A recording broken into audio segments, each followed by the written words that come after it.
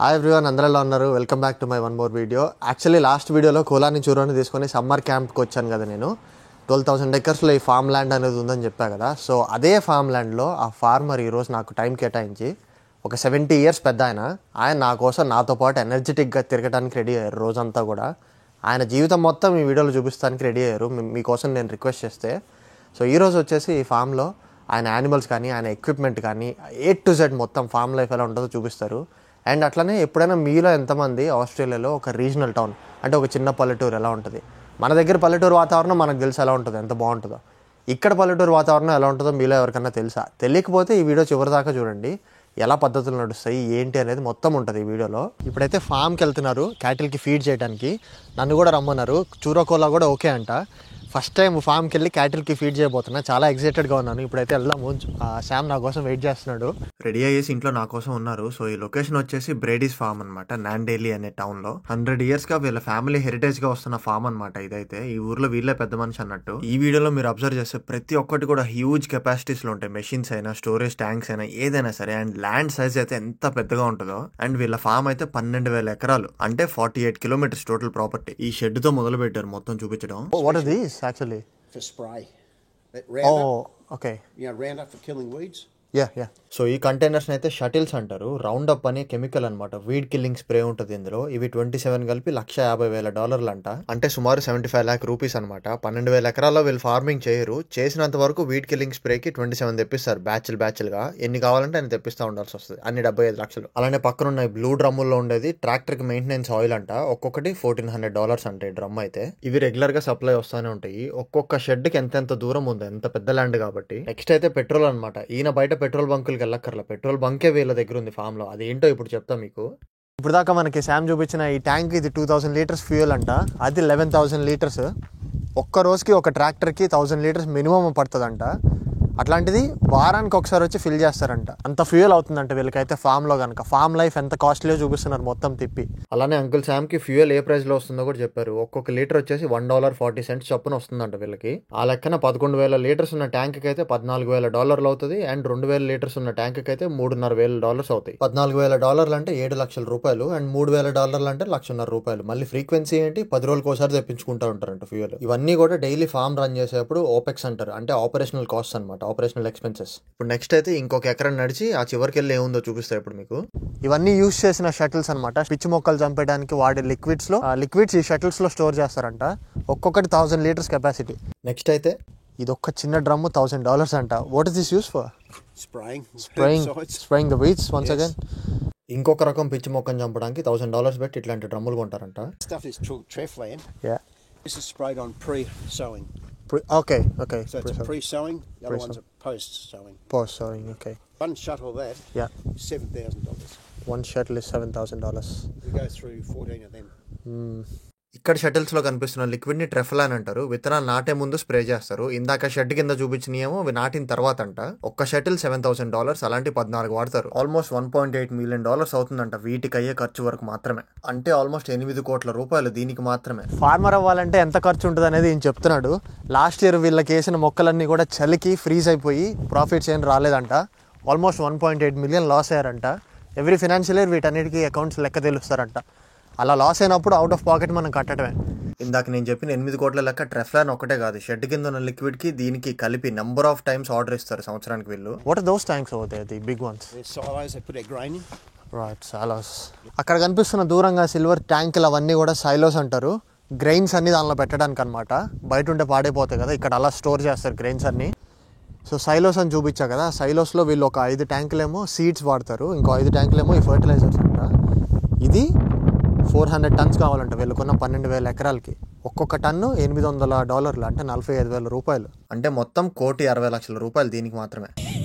I'm explaining everything in my language. ఆయన చూపించింది ప్రతిదీ కూడా మన లాంగ్వేజ్ లో చెప్తూ ప్రతిదీ రూపాయల్లో కన్వర్ట్ చేసి మీకు చెప్తుంటే ఫీల్డ్ కొత్తగా వచ్చినట్టును పిల్లబచ్చాగా అని చెప్పి నవ్వుతున్నాడు. ప్రతిదానికి అవాక్ అవుతున్నాను ఏంటి అని చెప్పి చూస్తున్నాడు అనమాట. ఈ పొట్టిదేమో పెస్టిసైడ్స్ లో దొరుకుతుంది. సో ఇంకా నెక్స్ట్ అయితే అన్ని మెషిన్స్ గురించి చూపిస్తా అన్నాడు మనకి. సో ఇక్కడ వెనకాల కనిపిస్తున్న మెషిన్ వచ్చేసి సీడర్ అనమాట, మెషినరీ. అది దానికి చిన్న చిన్న క్లాస్ లాగా కనిపిస్తున్నాయి కదా కింద. అది సీడ్ని గ్రౌండ్లో పెట్టేస్తుంది. ట్రాక్టర్తో దీన్ని మొత్తాన్ని లాక్కెళ్తారు అనమాట. సీడ్ని గ్రౌండ్లో అది పెట్టేసిన తర్వాత ఇక్కడ ఈ రోలర్ కనిపిస్తుంది కదా, దీనికి కూడా ట్రాక్టర్ కనెక్ట్ చేస్తారు. గ్రౌండ్ అంతా లెవెల్ చేస్తారనమాట సీడ్ని ఆ మెషిన్తో గ్రౌండ్లో పెట్టిన తర్వాత దానికి వాడతారు ఇది. దీనికి ఫ్రేమ్ కట్టించడానికి మెల్బోర్న్లో వీళ్ళ ఫ్రెండ్ ఒకళ్ళ చేత హెల్ప్ తీసుకున్నారంట. $90,000 అయిందంట ఈ ఫ్రేమ్ కట్టించడానికి దీనికి. మన లెక్కలో ఈ ఫ్రేమ్కి మాత్రమే 45 లక్షల రూపాయలు. సో నెక్స్ట్ అయితే ఇక్కడ లెఫ్ట్ సైడ్లో మనకు కనిపిస్తున్న బిన్స్ వచ్చేసి ఫీల్డ్ బిన్స్ అంటారు. హార్వెస్ట్ టైంలో వీటిని ఫీల్డ్లోకి తీసుకెళ్తారు. మొబైల్ అనమాట, అంటే వీల్స్ ఉంటాయి, ట్రాక్టర్తో లాక్కెళ్ళచ్చు. మొత్తానికైతే మెషిన్స్ దగ్గరికి వచ్చేసాం ఇప్పుడు. సో ఇది ఫామ్ మొత్తంలోకి ఇంపార్టెంట్ ఎక్విప్మెంట్ అని చెప్తున్నారు. స్ప్రేయింగ్ మెషిన్ అంట ఇది. బిఫోర్ సీడింగ్ వాడతారు అండ్ మొత్తం తీసేసి హార్వెస్ట్ అయిపోయిన తర్వాత కూడా వాడతారు. పెస్టిసైడ్స్ కానీ హెర్బిసైడ్స్ కానీ ఇవన్నీ స్ప్రే చేయడానికి వాడతారంట. 8,000 లీటర్ల ఫ్యూయల్ కెపాసిటీ అంట దీనికి, ట్యాంక్ది. సో ఈ మెషిన్ పైకి అయితే వెళ్ళొచ్చు అంటున్నారు. అంకుల్ శామ్ అయితే చాలా ఫ్రెండ్లీగా ఉన్నారు. సేమ్ వాళ్ళ మనోడిని ట్రీట్ చేసినట్టే ట్రీట్ చేస్తున్నారు. ఫామ్ టూర్ అయితే ఇక్కడ క్యాంపింగ్కి వచ్చిన వాళ్ళందరికీ ఇస్తారు. బట్ మెషిన్స్ అవి నేను స్పెషల్గా రిక్వెస్ట్ చేస్తే లోపలికి పంపించారు. అసలు ఈ మెషిన్ సైజులు చూస్తే మైండ్ పోయింది నాకైతే. నేను పైకి ఎక్కుతుంటే కింద బండదాన్ని చూసారా, అది కూడా పైకి ఎక్కుతా అని చెప్పి నాతో పాటు కాల్ చేస్తుంది. సో స్ప్రేయింగ్ మెషిన్లోకి పర్మిషన్ ఇచ్చాడు. లోపల ఎక్కాను. అసలు మొత్తం ఎంత డిఫరెంట్గా ఉందో వ్యూ అయితే ఇక్కడి నుంచి. ఎన్ని కంట్రోల్స్ ఉన్నాయో స్ప్రే చేయడానికి కానీ, ఎక్విప్మెంట్ని మూవ్ చేయడానికి కానీ. అసలు ఎలా చేస్తారు ఫార్మర్స్ అనేది ఇంత పెద్ద పెద్ద మిషనరీస్తో ఇప్పుడు అర్థమవుతుంది. ఎంత కష్టమో ఇవన్నీ, ఎంత కాస్ట్లీ మెయింటెనెన్స్ ఇవంతా కూడా ఒక్కొక్కసారి వీళ్ళతో మాట్లాడుతుంటే అర్థమవుతుంది. వెనకాల ఫ్యూయల్ ట్యాంక్ ఉంది. నాకైతే ఇక్కడైతే కంట్రోల్స్ ఉన్నాయి. దీని గురించి ఏం చెప్పలేను ఎందుకంటే మనం ఫస్ట్ టైం ఎక్కాము. సూపర్ అసలు. నెక్స్ట్ పక్కనే ఉన్న ఇంకో ట్రక్కి వెళ్దాం. సో ఈ ట్రక్ అయితే కనుక ఫర్టిలైజర్స్కి సీడ్స్కి 2 కలిపి వాడతారంట. 60-40గా డివైడ్ అయ్యి ఉందంట. ఇందాక నేను చూపించిన స్ప్రేయర్ మెషిన్ ఎంత కాస్ట్ తెలుసా? Sam, is it $1.2 million the new one? కొత్తది $1.2 million అంట. 1 million అంటే $10 లక్షలు. సెకండ్ హ్యాండ్ కొనాలంటే $3,40,000 అంట. ఒక లాటరీ గెలుచుకోవాలి నేను ఇది కావాలంటే కనుక. లాటరీ విషయం పక్కన పెట్టేసి నెక్స్ట్ మెషిన్ ఏముందో చూపిస్తాను మీకు. సో ఇది హార్వెస్టింగ్ చేసే టైంలో వాడతారంట. ఈ మెషిన్కి పక్కనే ఈ పెద్ద ట్రైలర్ ఉంది కదా, దీన్ని పెద్ద ట్రక్తో లాక్కొస్తారు. ఈ మెషిన్లో నుంచి ఇక్కడ కనిపిస్తున్న హోల్ ఉంది కదా, ఇందులో నుంచి హార్వెస్ట్ అయిన క్రాప్ అంతా కూడా గ్రీన్ కలర్ చేసర్ బిన్లో పడుతుంది అనమాట. దీనిలో కూడా పైకి వెళ్ళొచ్చు అంట. ఇది ఒక్కొక్క టైర్ చూసారా, నాకంటే హైట్ ఉంది ఇది. ఇది మరీ నిటారుగా ఉంది దీనిలోకి వెళ్ళాలంటే. ఫార్మర్స్ ఫార్మింగ్ చేసేవాళ్ళు కాకుండా మీలో ఎప్పుడన్నా ఎవరన్నా ఈ మెషిన్స్ అన్నీ ఎక్కారా? సో పైకి అయితే వచ్చాను. దీని మీద నుంచి బంగీ జంప్ చేయొచ్చు, అంత హైట్ ఉంది మెషిన్ అయితే. సేమ్ దానిలాగే ఉన్నాయి కంట్రోల్స్ అయితే మొత్తం కనుక. ఇది వెనకాల నుంచి వ్యూ ఏం కనిపించదు, మొత్తం బిన్ అడ్డు వస్తుంది. మనం ఇక్కడ చూస్తే వీళ్ళ కంట్రోల్స్ అన్నీ ఉన్నాయి. అండ్ అలానే స్టీరింగ్ వీల్. ఇది ఓవర్ సైజ్ వెహికల్ అనమాట. ఎక్కడ చూసినా సరే మనకి అట్లా ఓవర్ సైజ్ బోర్డ్ అనేది ఉంటుంది. ఎంత డిఫరెంట్ వ్యూ ఉందో మొత్తానికి అయితే. నెక్స్ట్ అయితే పక్కన ఉన్న ఈ ట్రక్ లోపల కూడా ఎక్కచ్చు అని చెప్పాడు. 25.5. Right. Just kidding. I'm not going to get caught. No. ఈ ట్రక్ లో 25 tons క్యారింగ్ లీగల్ లోడ్ అన్నాడు. బట్ నువ్వెంత తీసుకెళ్తావు అని చెప్తే పడిపడిన అవుతున్నాడు పెద్ద ఆయన. ట్రక్ లోపల చూపిస్తే ఎట్లుందో. ఆస్ట్రేలియాలో ట్రక్లో సెకండ్ టైం ఎక్కాను. ఇది పాతది. దీని లోపల ఎలా ఉందో చూస్తారా? ఏం కలు, do you want get inside? కలు. ఈ ట్రక్లో అలసిపోయి మనం పడుకోవాలి అనుకుంటే ట్రక్ రోడ్ సైడ్ స్టాప్స్ ఉంటాయి. ఆ స్టాప్స్లో ఆగితే వెనకాల ఇట్లా బెడ్రూమ్ కూడా ఉంటుంది. మనకి ఏసీ ఉంటుంది, బెడ్రూమ్ ఉంటుంది, అన్నీ ఉంటాయి. బెడ్రూమ్ అంటే బెడ్రూమ్ కాదు, ఒక బెడ్ ఉంటుంది. సో ఎవరైనా సరే రెస్ట్ తీసుకోవచ్చు అనమాట. ఇప్పుడు మన నెక్స్ట్ మెషిన్, ఇది హార్వెస్టర్ మెషిన్ అనమాట. నేను మీకు ఒక వీడియో చూపించాను కదా, ఆ వీడియోలో ఇట్లా తిరిగి క్రాప్స్ మొత్తాన్ని హార్వెస్ట్ చేసేది ఇదే. ఈ బ్లేడ్లే 40 feet వైడ్ అంటే ఇది తీసి మొత్తం హార్వెస్ట్ చేస్తూ ఉంటే ఆ పైప్స్లో నుంచి పక్కన నడిచే ట్రక్లో పడుతూ ఉంటుంది మొత్తం. How do you maintain this? How do you service them? Does a mechanic come in? We do pre-harvest. Pre-harvest? We do most all that. Okay. With mechanic work ourselves. Oh, yourselves. Well, I have to study mechanical engineering now if I want to start a farm. Don't buy a farm. I'm not. ఒకవేళ farm start చేయాలనుకుంటే ఇప్పుడు mechanical కూడా చదువుకోవాలిగా నేను. నువ్వు చెప్పిన ప్రకారం అయితే machines కూడా నేనే సర్వీస్ చేసుకోవాలిగా అంటే పెద్ద అసలు ఫామే కొనొద్దు అని చెప్పి పడిపడి నవ్వుతున్నారు. పైగా ఇక్కడ వాళ్ళకి ఆ ట్రేడ్ స్కిల్స్ అనేవి భలే పాస్ ఆన్ అవుతాయి. జనరేషన్స్ నుంచి వీళ్ళు అట్లాంటి బ్లూ కలర్ జాబ్స్ చేస్తూనే ఈ కంట్రీ అయితే డెవలప్ అయింది. ఇల్లు కూడా సైడ్ హాబీ లాగా సొంత కట్టేసుకున్న వాళ్ళు కూడా ఉన్నారు నాకు తెలిసిన వాళ్ళు. అండ్ ఈ వీడియో చూసే వాళ్ళు ప్లీజ్ మేక్ ఎ నోట్, నాది ఫామ్ కాదు, నేను ఫామ్ జాబ్స్ ఇప్పించలేను, వీసాలు ఇప్పించలేను. సో అట్లాంటి క్వశ్చన్స్ అడగద్దు, నాకు తెలియదు. అలానే ఈయన ఫామ్ దగ్గరికి వచ్చి బ్యాక్ ప్యాకర్స్ హార్వెస్టింగ్ టైంలో ఒక 6 to 8 weeks అయితే ఉండి వెళ్తారంట. ఈయన ప్రోగ్రామ్స్ ఆఫర్ చేస్తారంట. ఫ్రాన్స్ అండ్ జర్మనీ నుంచి వీళ్ళ దగ్గరికి ఎక్కువ వచ్చేవాళ్ళంట ఇంతకు ముందు. మాట్లాడుతూ ఉండగానే బండది ల్యాండ్ మైన్స్ అన్ని వదిలేస్తుంది. శామ్ అయితే చుట్టుపక్కల గొర్రెలు, ఆవులు, కుక్కలు ఇయే ఉండేది, నాకేం పర్లేదు అన్నాడు. బట్ మంది మనం క్లీన్ చేసేస్తేనే బెటర్ ఎప్పుడైనా సరే. ఇండియన్ అనే కమ్యూనిటీ మీద బ్యాడ్ నేమ్ రాకుండా ఉంటుంది. ప్లస్ అది సోషల్ రెస్పాన్సిబిలిటీ కూడా. ఫైనల్ గా వీళ్ళ దగ్గర ఉన్న క్యాటిల్ దగ్గరికి వచ్చాము. పొట్టిదాన్ని కూడా దానిలో కలిపేస్తానే అని భయంగా దూరం నుంచి నుంచింది. వీడేంటి మళ్ళీ ఏదో ఎక్కేస్తున్నాడు పైకి అని చెప్పి. సో ఇది క్యాటిల్ కి ఫీడ్ చేసే గడ్డి మెషిన్ అనమాట. దీనిలో మిక్స్ చేస్తారు, మిక్స్ చేయడానికి అనమాట. ఇంకేమన్నా ఉంటే గడ్డితో పాటు మిక్స్ చేయడానికి దీనిలో వేసేసి మొత్తం మెషిన్ ఆన్ చేస్తే మిక్స్ అవుతుంది. ఇప్పుడు నా కోసం మెషిన్ ఆన్ చేసి క్యాటిల్కి ఫీడ్ చేయబోతున్నారు. వీళ్ళు లాస్ట్ 2 months బ్యాక్ కాదు 2 years బ్యాక్ అయితే క్యాటిల్ని టాప్ అంట వీళ్ళు మార్కెట్లో. ఆవుల్ని షీప్ని పెంచి వీళ్ళు మార్కెట్లో అమ్మేస్తారు తీసుకెళ్ళి. సో అలా అమ్మిన దానిలో వీళ్ళు టాప్ వచ్చారంట లాస్ట్ 2 years బ్యాక్ అయితే కనుక. ప్రస్తుతానికి కోలా షీట్ ఇక్కడ పెడుతున్నాను, వెళ్ళేప్పుడు తీసుకెళ్తా, గుర్తు చేయండి. ఒక్కొక్క పిల్ల 200 నుంచి 300 మధ్యలో ఉంటుందంట. ఇది ఫుల్ కౌ కాదు, ఇది వెయినర్స్ అంటారు దీన్ని. వచ్చి 2 వారాలు అయిందంట, ఇంకొక 3 months ఉంటాయంట. ఆల్మోస్ట్ ఒక 400 to 450 kilos అయిన తర్వాత వీటిని తీసుకెళ్ళి you cell them in the market after getting to 450, right? 450 అట్లా పెరిగిన తర్వాత వెయిట్ మార్కెట్లో అమ్మేస్తారంట తీసుకెళ్ళి. సో ఇదంతా కూడా వీటి ఫీడింగ్ స్టేషన్స్ అనమాట. ఆ చివరి నుంచి కెమెరాతో చూపిస్తా. ఇప్పుడు ఇక్కడ ఫీడింగ్ చేసుకుంటూ వస్తారు. Stay baby, it's okay. చాలా ముళ్ళు ఉన్నాయి చుట్టుపక్కల, ముళ్ళు గుచ్చుకుంటున్నాయి బండదానికి. It's okay baby. Uncle Sam వస్తాడు ఫీడింగ్ చేసుకుంటూ. బండదాన్ని చూడంగానే బెదురుతున్నాయి ఆవులు అయితే. దగ్గరికి వస్తుంది ఒక వీనర్. వీటిని తీసుకెళ్ళి మార్కెట్లో మీట్ కోసం అమ్మేస్తారు. 450 kilograms అట్లా ఒక్కొక్క ఆవు వచ్చిన తర్వాత. ఇక్కడ అది వెరీ కామన్, చూస్తే చాలా జాలి అనిపిస్తుంది. కాకపోతే వీళ్ళు మరి సంపాదించాలంటే అదొక్కదారే. ఫార్మర్స్కి ట్రెడిషనల్గా వస్తుంది ఆవులు, షీప్ ఇవన్నీ పెంచి అమ్మేయటం కోసమే. ఏం చేయలేము. సో ఫీడింగ్ ట్రక్ వస్తుంది. ఆ ఫీడింగ్ ట్రక్ సౌండ్ ఆల్రెడీ అలవాటైంది అన్నిటికీ, పరిగెత్తుకుంటూ వెళ్ళిపోతున్నాయి చూసారా. ఆ ఫీడింగ్ ట్రక్ ఎక్కడైతే ఇప్పుడు గడ్డి వేస్తుందో అక్కడికి వెళ్ళిపోతున్నాయి అన్నీ.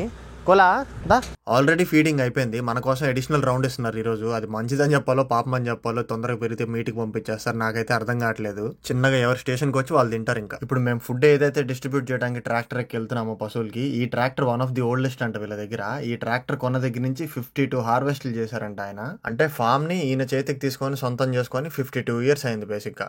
ఇందాక ఫీడింగ్ మెషిన్లో నుంచి గడ్డి అయితే డిస్ట్రిబ్యూట్ అయింది కదా, వచ్చి తింటున్నాయి అన్ని. మళ్ళీ ఎక్కడైతే స్టోర్ చేసుకుంటారో ఈ గడ్డిని అక్కడికి తీసుకెళ్లి మొత్తం చూపిస్తారు. ఇప్పుడు ఈ ల్యాండ్ నా చేతికి వచ్చినప్పుడు అసలు మెషిన్స్ అనేవి ఉండేవి కాదు, చాలా హార్డ్ వర్క్ చేసేవాళ్ళం. ఇప్పుడు అంటే మెషిన్స్ వచ్చినాయి, చాలా సింప్లిఫై అయిపోయింది అని చెప్పి చెప్తా కూర్చున్నారు. వీళ్ళు 2 రకాల గడ్డలు ఫీడ్ చేస్తారంట. ఇది ఒక రకం ఇలా బేళ్లుగా కట్టి పెట్టుకున్నారు. సో ఇప్పుడు ఎల్లో కలర్ గ్రాస్ ఈయన చూపించేది ఏంటంటే బార్లీ స్ట్రా అంట. బేసిక్ గా ఫిల్ అవడానికి ఇది filler material. Number of uses ఉన్నాయి దీనికి. బార్లీ స్ట్రా ఫిల్లర్ మెటీరియల్స్ అని గూగుల్లో చూడండి, ఆన్సర్స్ వస్తాయి. అండ్ ఇప్పుడు ఇంకో రకమైన ప్రీమియం గడ్డి చూపిస్తున్నారు. ఇది వెజ్ హే అంటారనమాట దీన్ని.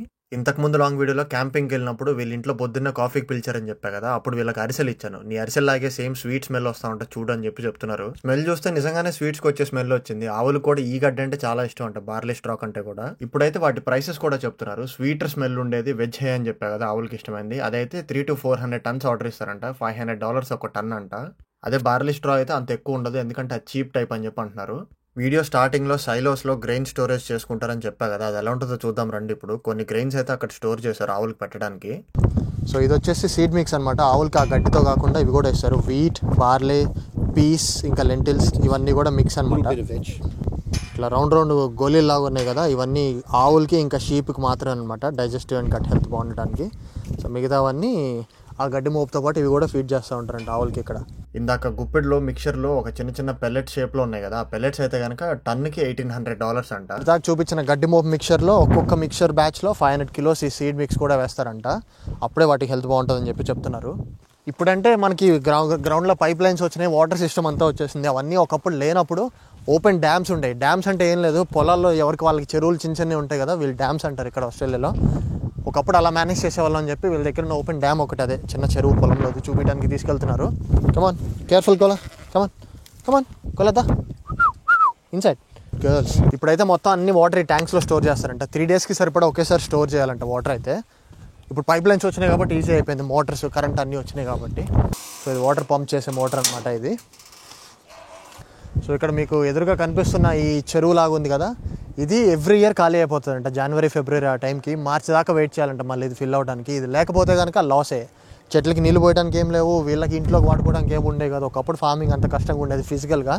ఇప్పుడు ఫిజికల్గా ఈజీ అయిపోయింది, మెంటల్గా స్ట్రెస్ ఎక్కువైందని చెప్పి చెప్తున్నారు. ఎందుకంటే మెషినరీస్ అన్నీ వచ్చినాయి, మెయింటెనెన్స్ డబ్బులు ఇన్వాల్వ్ అయినాయి కాబట్టి కొంచెం కష్టం అంట ఇప్పుడు. సో ఇది చాలామందికి తెలియదు ఇక్కడ, ఇట్లా మెషినరీస్ లేకుండా ఒకప్పుడు ఆ న్యాచురల్గా వాటర్తో వాడుకునే వాళ్ళు పొలానికి అని చెప్పి. ఆ రెడ్ కలర్ది విండ్ మిల్ అంట. ఆ విండ్ మిల్ తిరుగుతూ ఉంటే వాటర్ పంప్ చేసి గ్రావిటీ ద్వారా పైప్ లైన్స్ ద్వారా వాళ్ళ ఇంటికి వచ్చాయంట వాటర్ ఇక్కడ నుండి. అది ఒకప్పుడు వాటిని ఎక్విప్మెంట్. టక్కర్ దొంగ ఇలాంటి సినిమాల్లో చూసారు కదా, విండ్ మిల్ తిరుగుతూ ఉంటుంది, కింద వాటర్ పెట్టుకొని మొహం కడుకుంటూ ఉంటారు. అలాంటివి ఒకప్పుడు జరిగాయంట. అవన్నీ రియాలిటీని బేస్ చేసుకొని సినిమాలు తీస్తారు. ఇవన్నీ వచ్చి ఫామ్లో రియల్గా చూస్తుంటే తెలుస్తుంది. ఈలోపు చిట్టి చూరోకి చిన్న కాళ్ళకి ముళ్ళు గుచ్చుకునే పాపం. పొట్టిముండా పెంట అంతా పూసుకున్నావు కదా. అందుకే ఇక్కడ ఫార్మ్స్లో ఇలాంటి బ్రీడ్స్ పెంచుకోమని చెప్తున్నారు. అన్ని ముళ్ళే హెయిర్కి, సో మెనీ. ఇప్పుడు దాకా కౌస్ని చూసాము, ఇప్పుడైతే షీప్ని చూద్దాము. కోలా చూసారు ఎలా హర్డింగ్ చేస్తుంది అప్పుడే. ఇక్కడ కనిపిస్తున్న ఈ వైట్ కలర్ గొర్రె పిల్లలు ఉన్నాయి కదా, బ్లాక్ కలర్ తలతో, ఇవైతే సౌత్ ఆఫ్రికా నుంచి వచ్చినాయి. ఈ బ్రీడ్ స్పెసిఫిక్గా మీట్ కోసమే తీసుకొస్తారంట. వాటికి కూడా ఫీడింగ్ ఇస్తున్నారు, చూస్తారంటే. ఫస్ట్ ఆయన ఫీడ్ చేస్తారంట, తర్వాత నన్ను లోపలికి రమ్మన్నారు. ఎందుకంటే ఫుడ్ కొత్త వాళ్ళు ఇస్తుంటే కనుక ఒప్పుకోవంట. కోలాకి ఎగ్జైట్మెంట్ ఆగట్లేదు. నా సైజ్ కంపెనీ మొత్తానికి దొరికింది, నన్ను ఆడుకోవడానికి పంపిండి. గాలి కొడుతూ దాని టైల్ అంతా ఫుల్ స్ప్రెడ్ అవుతూ భలే ఉంది. ఇప్పుడైతే డాగ్స్తో సహా లోపలికి రమ్మన్నాడు. లోపలికి రమ్మని అలా హింట్ ఇస్తే ఇలా చెలరేగిపోతున్నా పాప. కోలా కమే. వీళ్ళ కుక్క రెగ్యులర్గా వస్తుంది కాబట్టి వాళ్ళ కుక్క అలవాటు, అది వచ్చినా సరే డిస్టర్బ్ అవ్వకుండా తింటాయి అంట. కొత్త కుక్కల్ని చూసరికి పాపం భయపడి వెళ్ళిపోతున్నాయి. నేనైతే చూరో కోలాని తీసుకొని ఇంకా బయటకు వచ్చేసా, పాపం డిస్టర్బ్ చేయడం ఇష్టం లేక.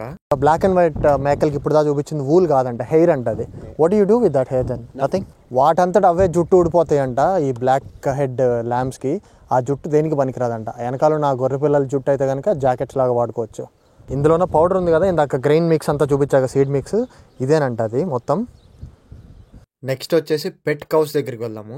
ఓ దీని పేరు రాబర్ట్ అంట. హే రాబర్ట్, ఎంత పెద్దగా ఉందో ఇది. ఇవి రెండు ఫ్రెంచ్ క్యాటిల్ అంట. ఇవి రెండు మీట్ కోసం కాదు, ఆమె సొంతగా పెంచుకుంటుందంట. మార్కెట్లో $2,000 నుంచి $3,000 వస్తాయంట. కానీ అమ్మొద్దు, అమ్మితే కనుక నిన్న అమ్మేస్తా అని వార్నింగ్ ఇచ్చిందంట వాళ్ళ వైఫ్. ఈ వీడియో కొంచెం లెంగ్తీ అవ్వచ్చు, బట్ చూస్తూ ఉండండి. ఎందుకంటే ఇక్కడ ఫామ్లో ఎలా ఉంటుంది లైఫ్ స్టైల్ అనేది నేను చూపిస్తున్నాను కాబట్టి నాతో ఉండండి. ఇందాక చూసిన షీప్ని పట్టుకుంటావా అన్నాడు. ఎస్ పట్టుకుంటాను అన్నాను. డాగ్స్ని బయట పెట్టేసిరా అన్నారు. సో మొత్తానికి లోపలికి వచ్చేసా. వీడి పేరు షాన్ అంట. మొత్తం హెయిర్ ఇది, జాకెట్స్లో వాడే ఊళ్ళా లేదు. ఈ లోపు పొట్టి మొహంది గేట్ కింద ఉన్న బొక్కలోంచి దూరం లోపలికి పరిగెత్తుకుంటూ వచ్చింది. అసలు దాన్ని వదిలేసి ఎక్కడికి వెళ్తానా అనే భయం దానికి. పొట్టి దాని వల్ల డిస్టర్బ్ అయింది కదా ఫీడింగ్. చేత్తో సారీ చెప్పిద్దాంలేని ట్రై చేశా, తినని కూడా తినలేదు. చేసిందంతా చేసి ముద్దుగా తోక ఊపుకుంటూ కూర్చుంది పొట్టిది. ఎర్రమట్లో కలిసిపోయింది, కనిపించట్లా. వీళ్ళ దగ్గర కోడి పిల్లలు టర్కీలు కూడా ఉన్నాయి. టర్కీస్ అయితే 4 years ఓల్డ్ అంట. ఇంతవరకు కోలా వచ్చాయి. టర్కీస్ అయితే 4 ఏళ్ళు అంట. ఇంతవరకు ఒక్క గుడ్డు కూడా పెట్టలేదంట. కోడి పిల్లలు అయితే గుడ్లు పెడతా ఉంటాయి. సో ఇక్కడ చూసారా లోపల గూట్లో ఎగ్స్ ఉన్నాయి. Do they actually come in sit here and then lay the eggs? పొద్దున్నే లేవగానే బ్రేక్ఫాస్ట్ కొంటాలే అని చెప్పి ఆ ఫ్రెష్ ఎగ్స్ అయితే నాకు ఇచ్చారు. మాకు చూపించడం కోసమైనా సెకండ్ రౌండ్ ఫీడింగ్ ఇచ్చారు ఈరోజు అన్ని యానిమల్స్కి. నాకు చూపించిన పెల్లెట్స్ కోళ్ళకి ఫీడింగ్ ఇస్తున్నారు. జనరల్గా చికెన్స్ ఇంకా టర్కీస్ పెంచుకుంటుంటే స్నేక్స్ నుంచి థ్రెట్ ఎక్కువ ఉంటుంది. వాటి నుండి కాపాడుకోవడానికి చికెన్ కూప్ వేసేసి వీటిని ప్రొటెక్ట్ చేస్తారనమాట. మెటల్ వైర్తో ఫెన్సింగ్ వేసేదాన్ని చికెన్ కూప్ అంటారు. చికెన్స్ అంటే దానికి చాలా ఇష్టం. బండదాన్ని లోపలికి తీసుకెళ్లేదని చెప్పి నేను బయటికి రాగానే నా ప్యాంట్ పైనుంచి కిందాక స్నిఫింగ్ చేస్తుంది. ఈ ముసలాయిని ఆల్రెడీ ఒకసారి ఇక్కడ కోళ్ళు ఉంటే పాములు ఎక్కువ వస్తాయని అందరికీ తెలుసు. ఇక్కడ బ్రౌన్ స్నేక్ అని ఒకటి ఉంది, పాయిజనస్. బాగా ఇబ్బంది పడతాం అవి వేస్తే కనుక కాటు. ఒకసారి ఆల్రెడీ కాటేసిందంట. సీలేక్ అని దగ్గరలో ఉన్న టౌన్కి వెళ్ళి మరి ట్రీట్మెంట్ చేసుకున్నారంట. 20 minutes అంటే ఇక్కడ నుండి. పాము కాటేసింది ఇక్కడే అంట. మనవరాళ్ళు ఇంట్లో పడుకొని ఉంటే వచ్చిందంట బ్రౌన్ స్నేక్. వీళ్ళ ఆవిడకి చెప్పి అని తీసుకురా పాముని చంపేద్దాం అంటే ఇటుకరాయి తీసుకొచ్చిందంట వీళ్ళ ఆవిడ. ఇటుకరాయితో ఏం చేస్తామని చెప్పి పెద్ద కత్తులు ఉంటాయి కదా, మటన్ కొట్టే కత్తులు, ఆ కత్తులు తీసుకొచ్చి పాముని చంపడానికి ట్రై చేస్తే పాము ఎగిరి కాటేసిందంట. పాపం ఎవ్రీ ఇయర్ పాము కాటేసిన రోజు మాత్రం జ్వరం వచ్చిందండి ఈయనకి మాత్రం. అది ఎందుకో తెలియదంట ఇప్పుడు కూడా. సో ఇప్పుడు దాకా చూపించిన కోడి పిల్లలు అయితే మీట్ కోసం కాదు, ఓన్లీ కోడి గుడ్ల కోసమే ఉంచారు వాటిని ఇక్కడ. ఇక్కడ వీళ్ళకి 3 కుక్కలు ఉన్నాయి. ఆస్ట్రేలియాలో కెల్పీ అనే బ్రీడ్ ఉంది. ఇది ఒక కెల్పీ, బ్రౌన్ కలర్ కెల్పీ. ఇది సేమ్ కోలాలాగే ఇంకోటి ఉంది అక్కడ బ్రౌన్ కలర్, బ్లాక్ కలర్ది. ఇవి జెంటిల్మెన్స్ అంట. మధ్యలో మరేమా షీప్ డాగ్ అని చెప్పేసి ఇక్కడ గొర్రెల్ని వీటన్నిటిని కంట్రోల్లో ఉంచడానికి వైట్ కలర్ దాన్ని వాడతారు. చాలా జెంటిల్ అంట అది. వీడి పేరు సన్నీ, ఈ పొట్టోడి పేరు సన్నీ.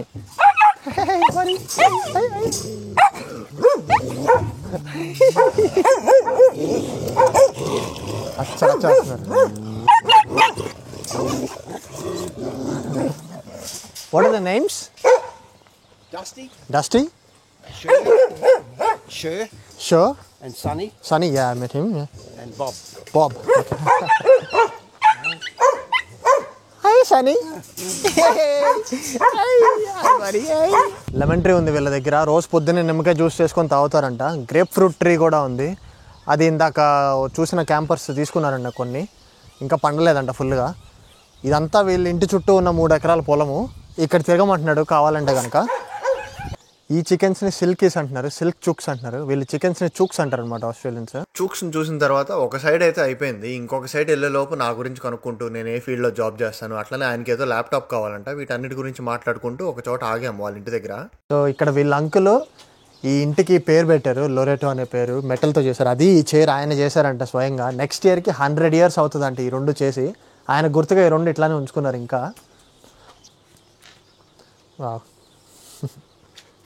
వీళ్ళ అంకుల్ గుర్తుగా ఇంకొక షెడ్ కూడా ఉందంట. కొన్ని అయితే అట్లానే ట్రెడిషనల్గా ఉంచేస్తారు, ఎందుకంటే చెప్పా కదా 100 సంవత్సరాల నుంచి వస్తున్న ఫామ్ ఇది వీళ్ళకైతే కనుక. కోలేదా ఎంతో ఇంట్రెస్ట్గా చాలా ప్యాషన్తో చూపిస్తున్నారు. ఇట్రా నీకు ఒకటి చూపిస్తా, అట్రా నీకు ఒక గుర్తు చూపిస్తా అని చెప్పి. ఆయన ఫస్ట్ ఇక్కడికి వచ్చినప్పుడు ఈ స్థలానికి ఈ చిన్న షెడ్ ఉంది కదా, ఇది ఆయన ఇల్లు అంట. ఒకప్పుడు ఆయన ఇల్లు అని చెప్పా కదా, అది స్టవ్ ఇంకా క్యాంప్ ఫైర్ వేసుకోవడానికి స్టవ్, ఓవెన్, అది ఇంకా ఇక్కడ ఒక డోర్ ఉండేదంట, అదొక విండో. ఇంత చిన్నదాంతో స్టార్ట్ చేసి ఈరోజు ఇంత పేరు తెచ్చుకొని ఈరోజు పబ్లిక్కి క్యాంపింగ్ కూడా ఓపెన్ చేసే రేంజ్కి వెళ్ళారు వీళ్ళైతే. వీళ్ళ ఆవిడకేమో మొత్తం రీబిల్డ్ చేయాలనే కోరికంట. ఇప్పుడు ఈయన ఓపిక లేదు, నేను చేయగలుగుతానో లేదో అంటున్నారు. బట్ ఆల్వేస్ హార్ట్కి చాలా క్లోజ్గా ఉంటుంది ఇట్లాంటి మెమరీస్ అన్నీ కూడా. మన పూర్వీకులు దాచిపెట్టుకొని అట్లా ఉంచుకోవడం అంటే అందరి దగ్గర అవన్నీ ఉండవు, బట్ ఈయన లక్కీ, వీళ్ళ దగ్గర అయితే అన్నీ ఉన్నాయి. ఈ సిల్వర్ డబ్బా ఉంది కదా, ఇది ఆయన ఫ్రిడ్జ్ అంట, ఆయన మీట్ దాచిపెట్టుకోవడానికి వాడిన ఫ్రిడ్జ్ అంట. అండ్ ఈ గోడలకి మధ్యలో గమ్ ఏదైతే ఉందో ఎడిషన్, అది పెస్టిసైడ్స్ బ్యాగ్ ఉంటుంది కదా, ఆ బ్యాగ్ కుట్టి మనం ఒక పట్టలాగా అల్లుతాం కదా, దాంతో ఏదో చేసి గమ్ములా చేసి ఈ రెండు రేకుల్ని అక్కడంతా అతికిచ్చారంట ఇల్లు మొత్తం కూడా. It's very different how it work back in the days, right? ఈ పాత మెమరీ పక్కనే ఉన్న ఇంకొక క్యాటిల్ చూపిస్తున్నారు ఇప్పుడు. బీఫ్లో వాగ్యూ బీఫ్ స్టేక్ అనేది ఫేమస్ కట్ అనమాట. ఆ కట్ కోసం వీళ్ళు 3 సంవత్సరాలు పెంచుతారంట వాగ్యూ బీఫ్ కౌని. ఇందాక చూపించిన గడ్డి, సీడ్స్ మిక్స్ ఏదైతే ఉందో అదే దూడలు కూడా ఇచ్చేది.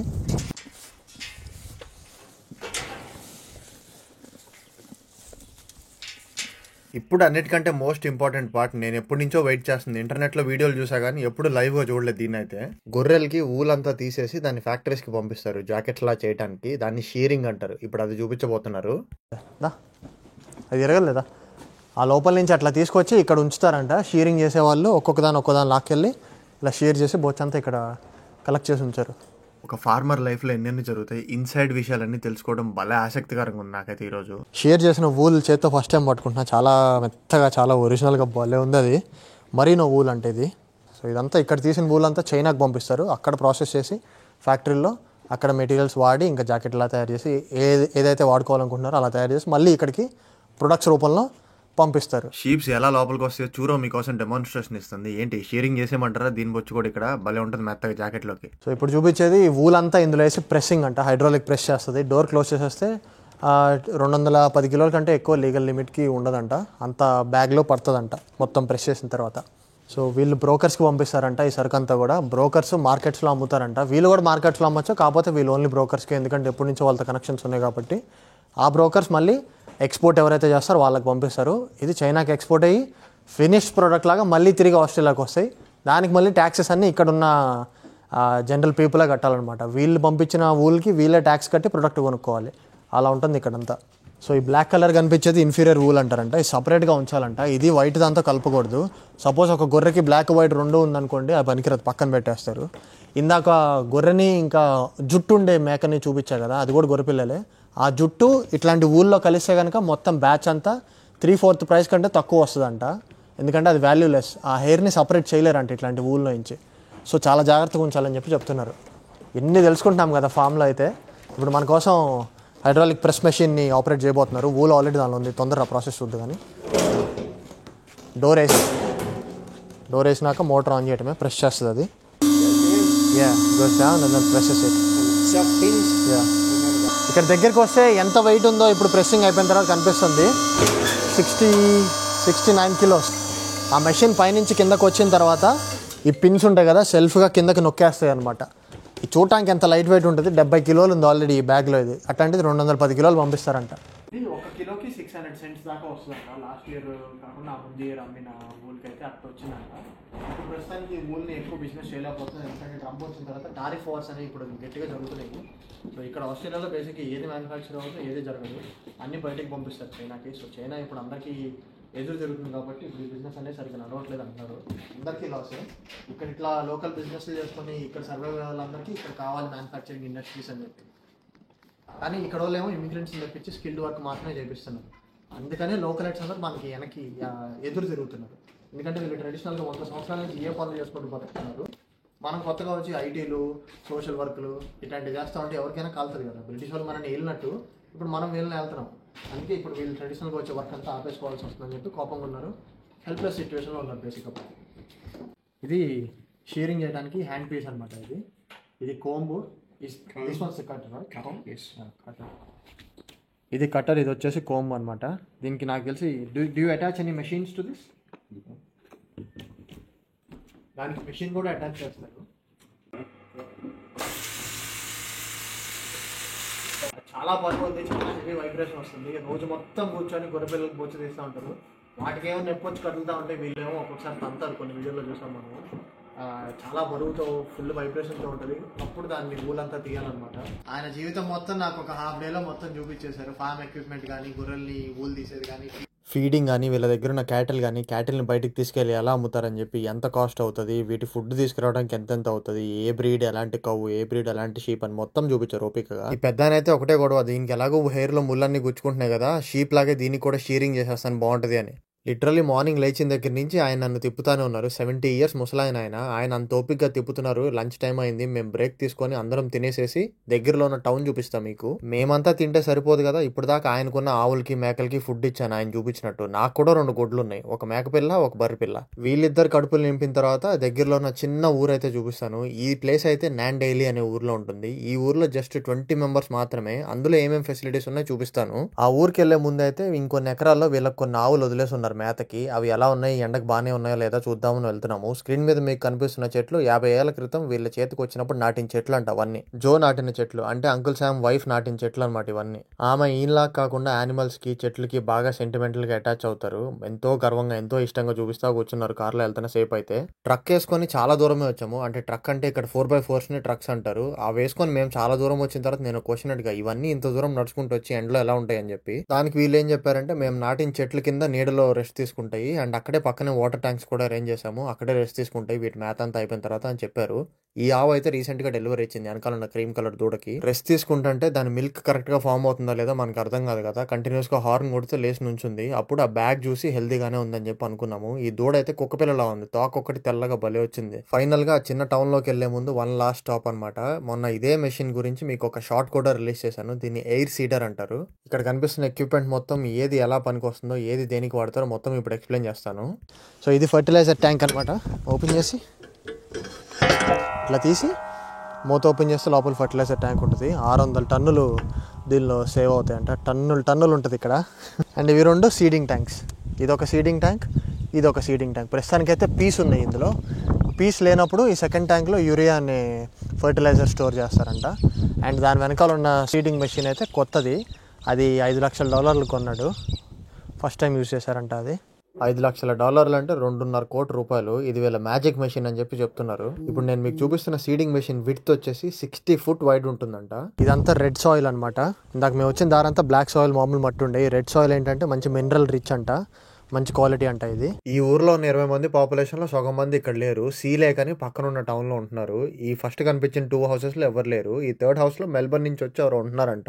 అందుకే కార్లు ఇంకా కొంచెం ఆక్యుపైడ్ గా ఉంది. సో నెక్స్ట్ మనకు కనిపిస్తుంది ఏంటంటే బ్లూ కలర్ పట్టాల కింద ఉండేది గ్రెయిన్స్ అనమాట. వీళ్ళు గ్రెయిన్స్ ఇలా స్టోర్ చేసుకుంటారు. వెనకాల ఉన్న సిల్వర్ ట్యాంక్స్ సైలోస్ అంటారు కదా, అందులో కూడా గ్రెయిన్స్ స్టోర్ చేస్తానని చెప్పాను కదా వీడియో స్టార్టింగ్ లో. కానీ ఇక్కడ ఎందుకు పెట్టారని మీరు క్వశ్చన్ చేస్తే, ఎన్ని సైలోస్ అని కడతారు, ఎన్ని కొనుక్కుంటారు, ఎన్ని గ్రెయిన్స్ అని దానిలో స్టోర్ చేస్తారు. అందులో గ్రెయిన్స్ ఫిల్ చేయడం, మళ్ళీ అందులో నుంచి ఎంటీ చేయటము, దానికి మెషినరీస్, దానికి మళ్ళీ లేబర్ కి చార్జెస్, ఇవన్నీ అవుతాయి కదా. ఇట్లా ఓపెన్ ఎయిర్ లో పట్టాల కింద పెట్టేస్తే వాళ్ళకి వర్క్ ఈజీ అవుతుంది. నాండెయిలీ అనే ఊర్లో వీళ్ళు గ్రెయిన్ స్టోరేజ్ ఇలా చేసుకుంటారు. హార్వెస్టింగ్ టైంలో కొంతమంది బ్యాక్ ప్యాకర్స్ వస్తారు. అట్లానే సీ లేక్ అని దగ్గరలో ఉన్న టౌన్ నుండి కొంతమంది వచ్చి వర్క్ చేస్తారు ఇక్కడ. ఇదే ఊర్లో ఇప్పుడు మీకు స్క్రీన్ మీద కనిపిస్తున్న ఇల్లు వీళ్ళ సెకండ్ హౌస్ అనమాట. ఇక్కడ కొనుక్కున్నారు. జో వాళ్ళ ఫ్రెండ్ ఎవరైతే ఉండేవాళ్ళు ఇంతకు ముందు, ఆయన చనిపోయేసరికి వాళ్ళ దగ్గర నుంచి వీళ్ళు కొనుక్కున్నారు. ఆ చనిపోయిన ఫ్రెండ్ ఎవరైతే ఉంటారో వాళ్ళ పిల్లలందరూ ఈ హౌస్ మాకు వద్దు, ఇంకా ఈ ఊర్లో ఎవరు ఉంటారు, మేమందరం మెల్బర్న్ సిటీలో ఉంటాం అనేసరికి వేస్ట్ చేయడం ఇష్టం లేక వీళ్ళే కొనుక్కున్నారు. ఇవన్నీ చూస్తుంటే మీకు ఒక క్వశ్చన్ రాలేదా బ్రెయిన్ లో? గౌతమ్ అనేవాడు ఎవడో 3వ మనిషి వాళ్ళ సైట్ లో క్యాంపింగ్ బుక్ చేసుకుంటే వాడిని తీసుకొచ్చి ఇవన్నీ చూపించాల్సిన అవసరం ఏంటి అని. ఆ క్వశ్చన్ అట్లానే ఉంచండి, ఒక 2 minutes లో దానికి ఆన్సర్ కూడా చెప్తాను మీకు. $140,000 ఇల్లు కొన్నారంట వీళ్ళు. ఎంత పెద్ద ప్లేస్ ఉందో ఇక్కడ. కాకపోతే ఈ టౌన్లో మొత్తం ఉండేది 20 మందే. ఆ 20 మంది కూడా మొత్తం ఇక్కడే ఉండి ఫార్మింగ్ చేయరు. సగం మంది మెల్బర్న్ టౌన్లోనే ఉంటారు. పైప్ చూసుకో. సో మాకంటే ముందు ఇంతకుముందు ఇద్దరు క్యాంపర్స్ వచ్చారంట, రాజ్ అండ్ సిరి అని చెప్పి కపుల్. సో ఆ క్యాంపర్స్ ఇక్కడే రిసెప్షన్ చేసుకున్నారంట. ఇక్కడంటే ఈ ఇంట్లో కాదు, ఆస్ట్రేలియాలో. ఆ రిసెప్షన్ చేసుకున్న తర్వాత ఈయన ఏం చేశారంటే వీళ్ళకి ఒక 1 వీక్ ఇక్కడ స్టే ఉండడానికి ఫ్రీగా ఇచ్చారంట ఇల్లు, కొత్తగా మ్యారేజ్ అయిన కపుల్ కదా అని చెప్పేసి.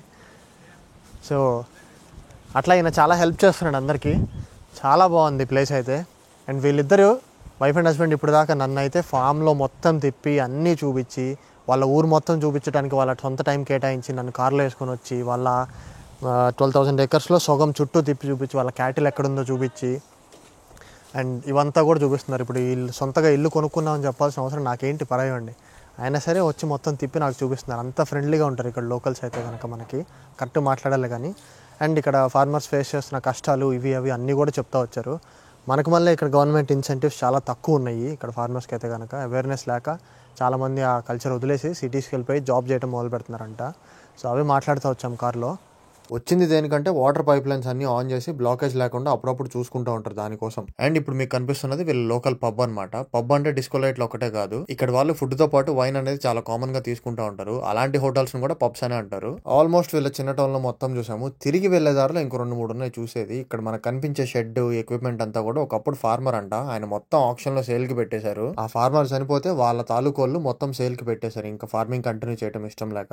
అండ్ దీని వెనకాల కనిపించే సిఎఫ్ఏ అనే ఈ షెడ్ ఏమో ఫైర్ ఆఫీస్ అనమాట. సిఎఫ్ఏ పక్కన ఉన్న ఇల్లు ఒకప్పుడు ఒక ఓల్డ్ కపుల్ ఉండేవాళ్ళు, ఇప్పుడైతే ఎవ్వరు లేరు ఆ ఇంట్లో. చివరికి చర్చ్ కి తీసుకొచ్చారు. జో అండ్ శామ్ వచ్చేసి క్యాథలిక్స్. సో వాళ్ళ బిలీఫ్స్ నేను ఎందుకు కాదనాలి, ఊరికే చూపిస్తా అన్నారు. అందుకని చెప్పి నేను లోపలికి వెళ్ళాను. ఈ ఊర్లో ఉండే కొద్ది మంది పాపులేషన్ లో వీళ్ళే పెద్ద మనుషులు లెక్క అనమాట. సో వీళ్ళ ఊర్లో ఉన్న పబ్ కానీ చర్చ్ కానీ దేనికైనా సరే వీళ్ళ దగ్గరే కీస్ ఉంటాయి. వీళ్ళొక్కళ్ళ దగ్గరే కాదు, ఇక్కడ కంటిన్యూస్ గా ఉండే కొంతమంది దగ్గర కూడా ఉంటాయి. ఎందుకంటే వీళ్ళు తప్ప ఇంకెవరు రారు ఇక్కడికి. నేనైతే చర్చ్ లోపలికి సెకండ్ టైం ఇదే రావటము. ఒక్కొక్క చర్చ్ ఒక్కొక్కలా ఉండింది. నేను బెంగళూరులో ఒకసారి చూసాను, మళ్ళీ ఇప్పుడు ఇక్కడ ఆస్ట్రేలియాలో సెకండ్ టైం. ఎప్పుడెప్పుడు ప్రేయర్ చేస్తారు, ఎంతమంది వస్తారని చెప్పి కాసేపు మాట్లాడుకుని ఇక్కడ నుంచి బయలుదేరిపోయాము. ఇంకా ఫైనల్ గా తిరిగి వచ్చేసాము. క్యాంపింగ్ సైట్ లో చూరాని కోలాని వదిలేసి వెళ్ళాము. వాళ్ళ రియాక్షన్ చూడండి ఇప్పుడు.